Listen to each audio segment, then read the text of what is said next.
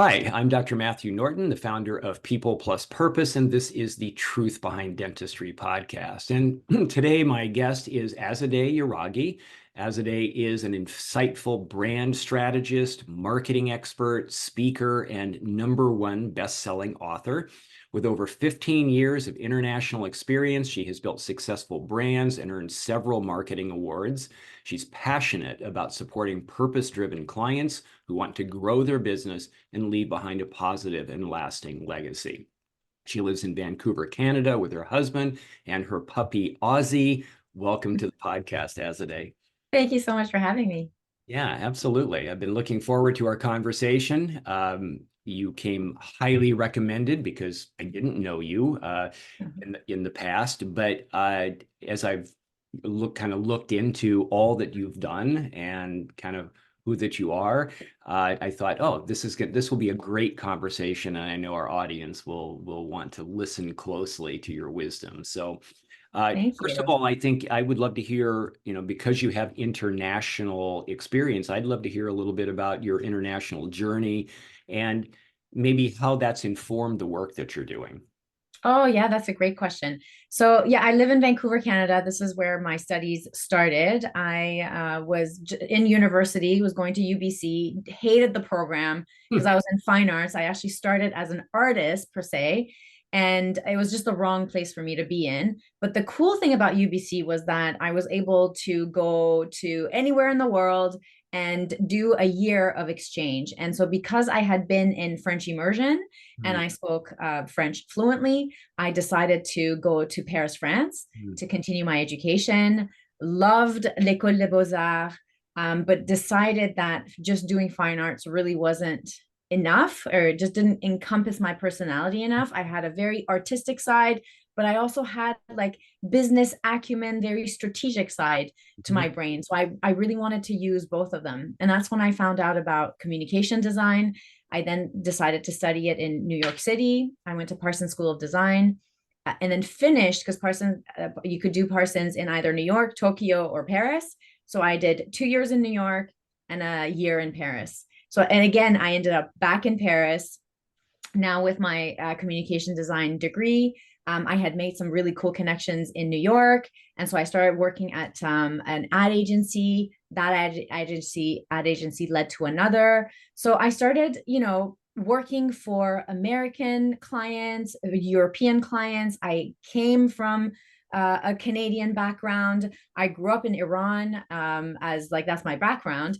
And so here I was just being influenced by lots of different people wanting to communicate to others. And in my studies at Parsons, I honed in on and focused on branding because I had always been interested in people's identities. How is it that you present yourself, you put yourself out there, whether if you're just you and that's your personal brand, or you're a corporation and that's your corporate brand, because there's a team now behind you, and that brand needs to connect to everybody else as well as your clients. And so all of these different experiences and cultural differences have really led me to understand people better, Hmm. ask a lot of questions.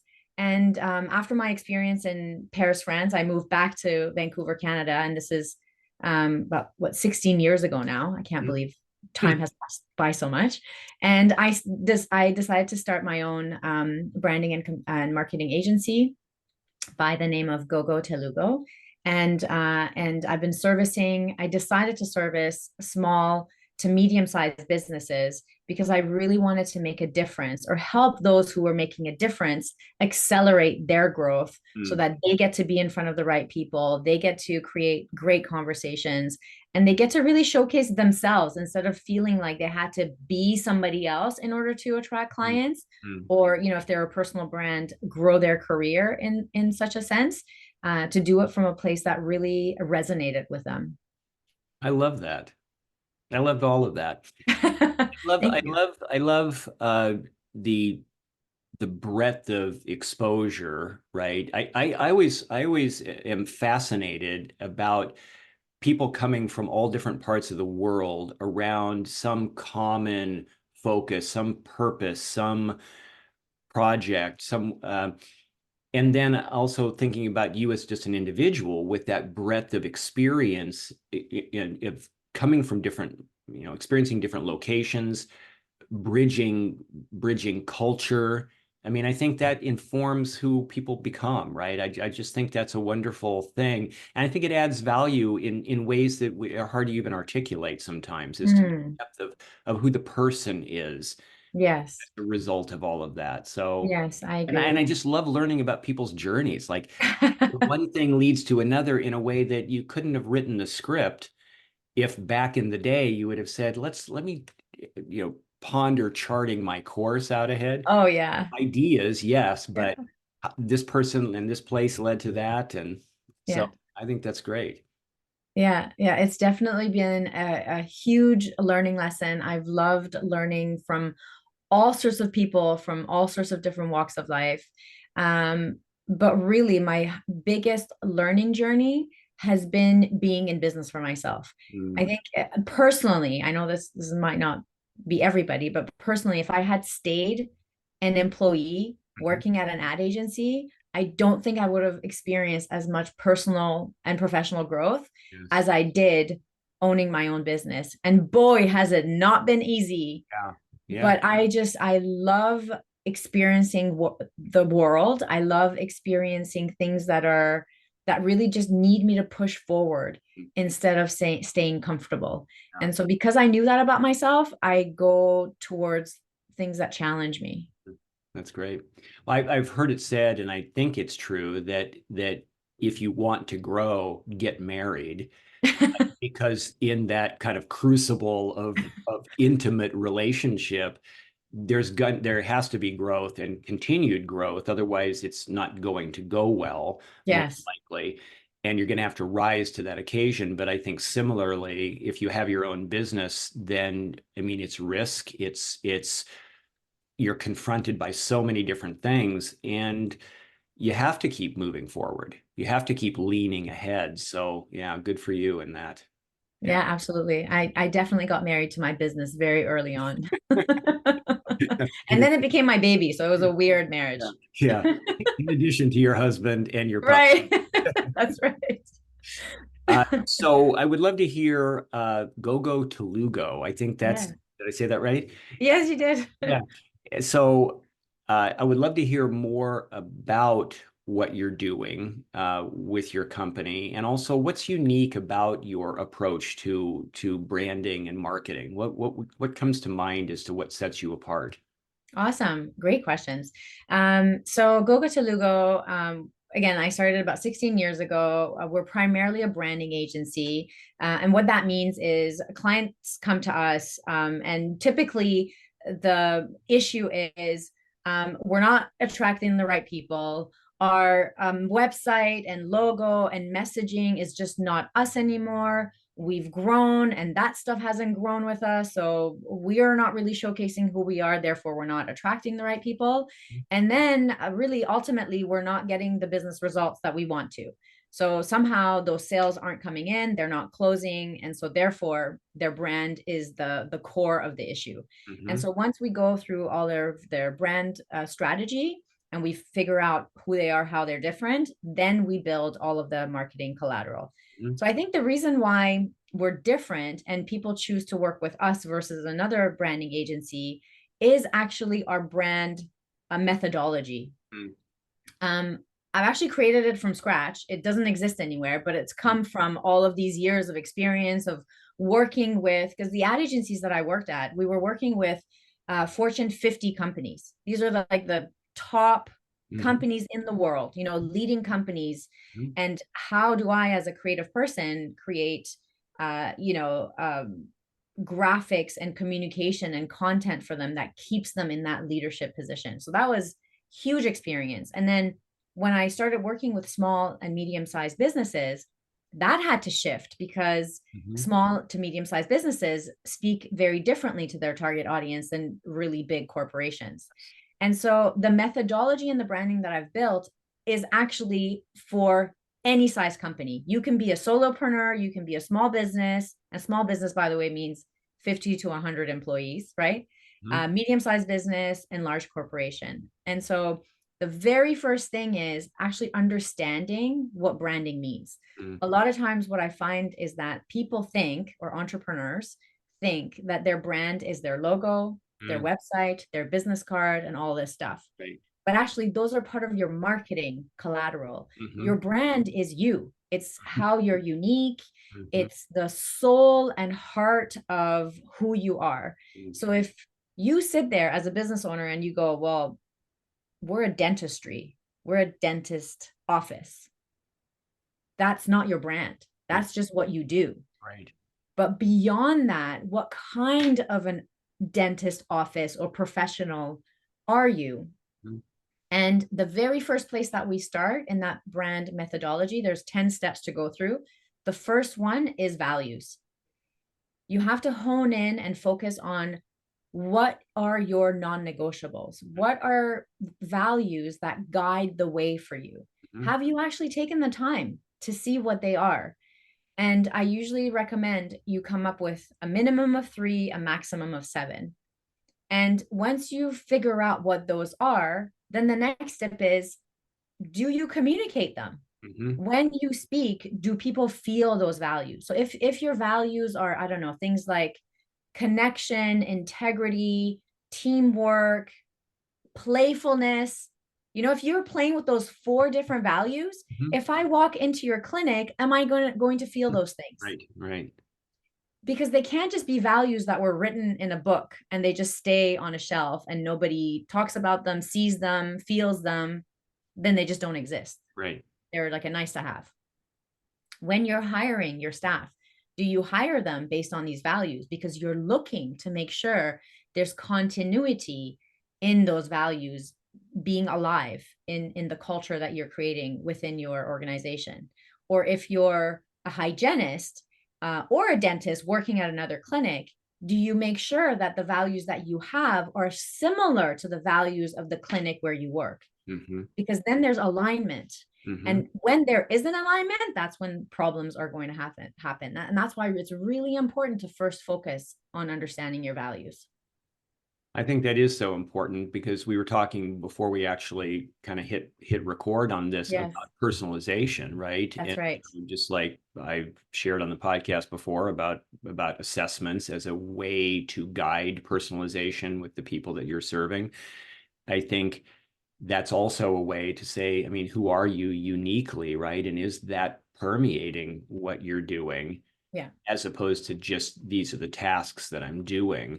And I'm curious is when have you seen there to be a challenge going from small business or maybe very small business, early founder led maybe, to transitioning in scale to larger businesses that maybe, all the way up to what would be considered a corporate level, but maybe just at least progressing on that journey to where the initial driving values changed or got lost when we moved from maybe a founder guided approach to something Ah, that now has a board and maybe there's just many more complexities, and yes. that was a part of maybe losing their way, losing their identity.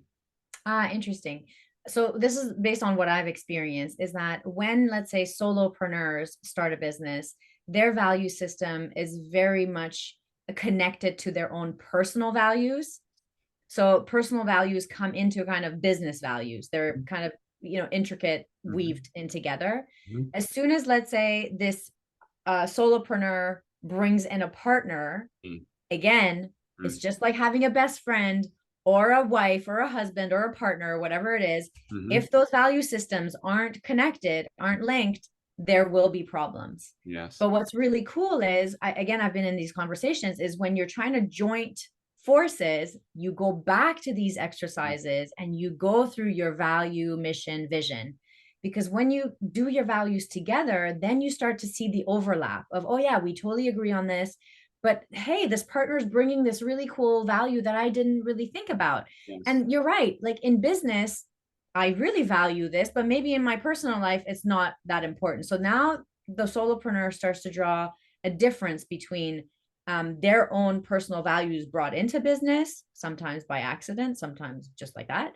Right. And then now really focusing on the business identity Yeah. that they're creating with another person. Yeah. And then when that continues, and let's say now they grow and they bring multiple partners, and their team is now, from 4 people it goes to 12 people, from 12 it goes to 25, and so on. Mm-hmm.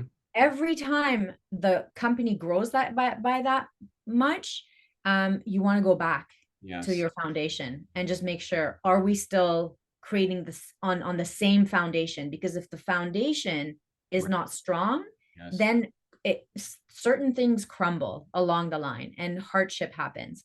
And sometimes when you're growing and your team doesn't know what the values are, because again, they're not being expressed, they're not being talked about, people don't really feel connected to them, Right. issues arise. Yeah. And so it's great to do these team exercises when everybody gets involved. And I love doing role plays Mm-hmm. with values to Mm-hmm. say, okay, let's say, there's a value of trust. That one's a big one in all sorts of companies. Yes. And here's a scenario that happened last week with a patient and a hygienist.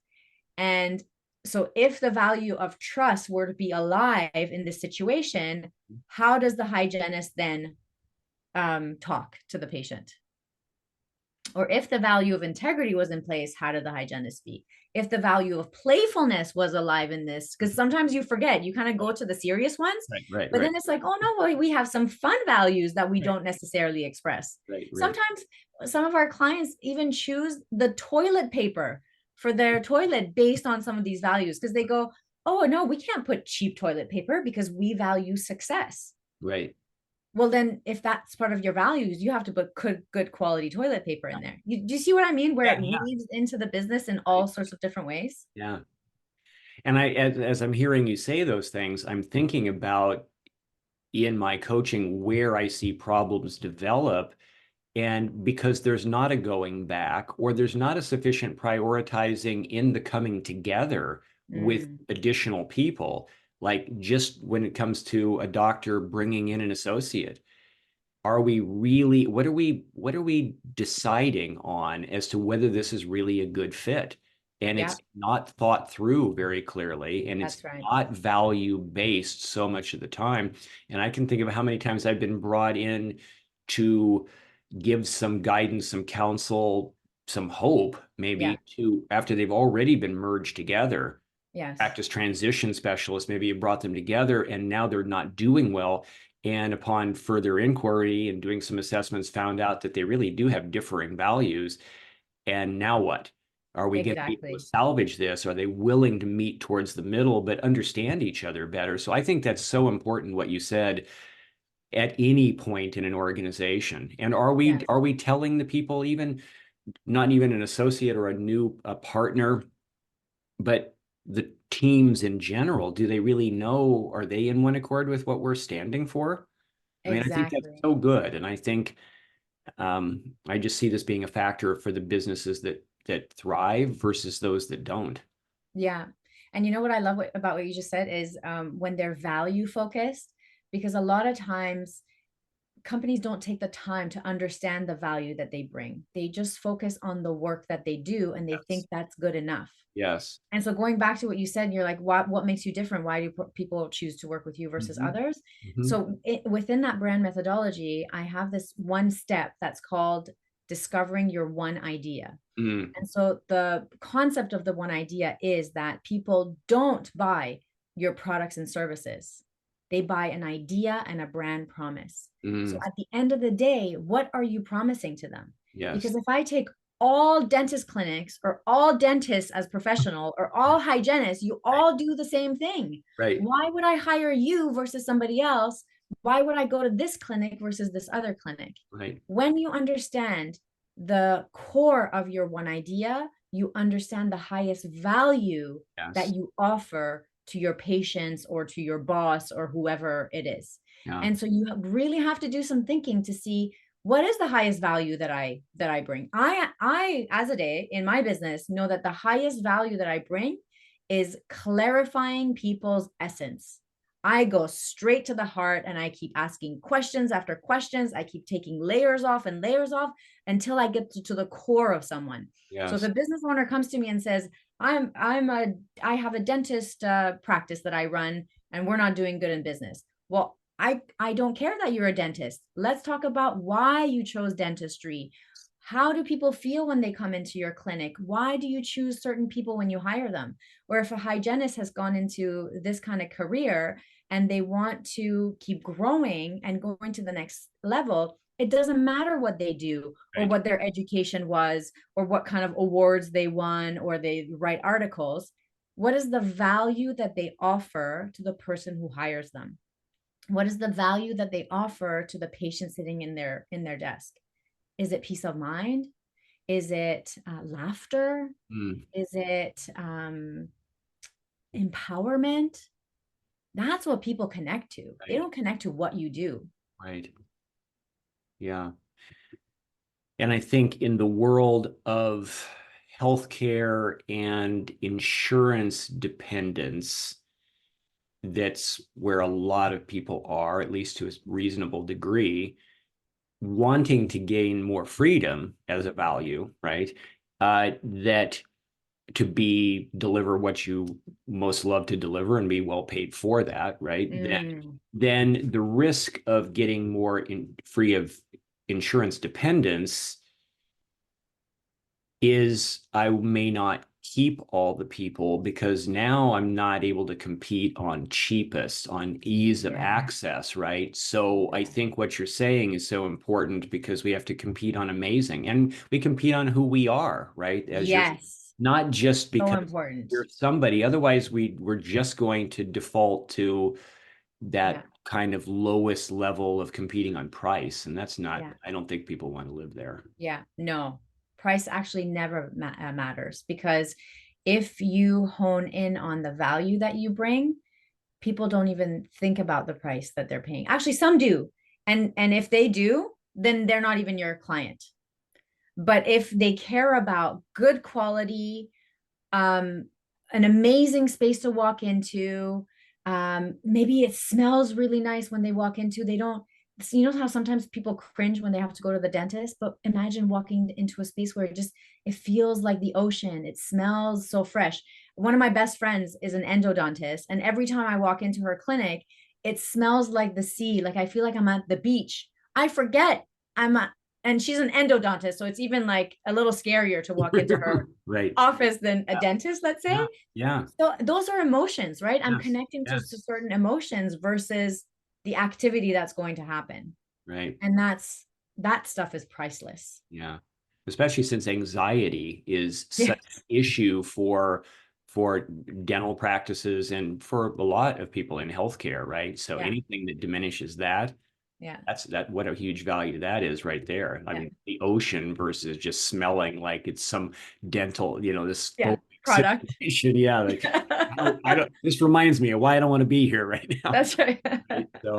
So is there more? We kind of have talked about locating a brand as far as what Yes.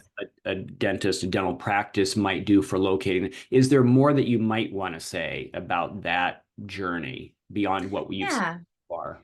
So sometimes the question I get is how? How do I do it? What are some strategies for me to find my own unique brand? Um, the first place to start is finding what makes you unique. You know, I talked very briefly about the one idea. That's usually a place where it points to your value proposition, and value proposition just means what makes you different Right. than others, whether you're a clinic or you're a personal brand Mhm. building your career. You really got to find out what that is. Second is be consistent. If you keep flipping and flopping, Mm, people don't trust businesses that flip and flop. mm, And by flip and flop, I don't mean 1 month is this, 1 month is that. I mean like 6 months or a year. You keep going like, okay, maybe, we want to focus on empowerment and show that. And then all of a sudden the voice changes to ease and calm. And so as a customer, when I walk in, I get confused. So consistency is huge when you are building a brand long term. when you look at the best marketers in the world, Nike, Coca-Cola, Dove, they've been giving us the same message for the last 40, 50 years. Mhm. It's the same core message. Mhm. Coca-Cola talks about happiness. Nike talks about empowerment. Dove talks about self-empowerment. Mhm. Those are their messages, but they just change the narrative of the story. The core of the story is the same. Mhm. And so my challenge would be for business owners to really find that core and stay consistent with it over time to then see its results. The third one is your feedback loop. If you stay kind of in your own zone, Mhm. not really knowing what's really happening, Mhm. you only will know what you know. So I love how you talked about assessments. Those are a perfect way for people to understand what's really working or not working. Mhm. Another great way is doing surveys, talking to your clients, maybe going to the best of them because you know they keep coming back. Mhm. Well, ask them, why do you keep coming back? What do you love about our practice? What do you love about the people who work here? I usually have about 10 questions that I get my clients to ask their clients Mhm. to get that feedback loop. Mhm. Or if you are an employee and you within your team, start noticing how people react to you. Do they come to you to ask you for advice? Do they want to have lunch with you? Do they talk about their personal stuff? Are they opening up to you? Um, and if they're not, if you're kind of not seeing that reciprocity, then ask questions. Really go up to them and ask, hey, what do you think about working with me? Do you find, if you had to describe me with 3 adjectives, what adjectives would you choose? And usually people are happy to give back their feedback. Mhm. And lastly, I'd say stick to who you are. You mentioned it before. You got to stay true to who you are. It's good to look around and gain inspiration, but don't do something that's outside of who you are because it will be obvious. Authenticity goes such a long way. And so in the end, you do your research, you do your due diligence, but you always come back to who you are and how you want to live your life and how you want to build your career, because that goes the long way. I think that I love that process, and I think that process does help. It provides kind of, we could say, foundation, or we could say a North Star for where you're Yes. headed to in building something. Because it makes me think about people who try to abstractly, manufacture, um, create goals, create a desired outcome, maybe, Yeah. but disconnected from who they are and what really matters. And then you can say yes to a lot of things that are really not a good fit Yeah. because it wasn't anchored in anything, right? That's It right. was just a business strategy or something. Somebody told me that success is over here, Yeah. and then, but who said that was your success, or who says that's going to work for you? That's right. Or Right? I saw somebody doing that and it worked for them. It Yes. must work for me too. Um, Unfortunately, it doesn't work that way. yeah. Well, this is fascinating. I feel like we could talk, I know. for another hour. Uh, Thank you. You ask really great questions. yeah. Well, thank you. When conversations are engaging to me, then that makes it so much easier, I think, to ask good questions. Um, so why don't you tell us just a little bit about, because I'm certain there's people who are going to want to connect with you after this conversation. Maybe what is the best way to do that? And if somebody did reach out to you, what is the first step like? Yeah, I mean, you're welcome to go to my website, gogotelugo.com, GOGOTELUGO. You're welcome to email me, Azadeh, AZADEH, at gogotelugo.com. Believe it or not, I like receiving phone calls and text messages. Hmm. I'm still in that era where Mhm. I like that. So my phone number is 778 plus one, depending on where you're listening from, plus one, 778 316 5707.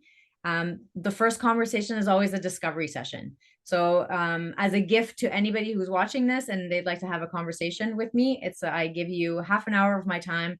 You're welcome to bring on whatever questions you have. You can have me look at your website, look at your processes, take a look at some of your marketing stuff, and we can just have a conversation about what you think is working and not working. Mhm. And then if I can support you, I'll let you know what that looks like. If I have somebody else that can support you better than I'm very Mhm. transparent about that. Mhm. So that's a gift to your viewers to have that chat with me. Very nice. Thank you.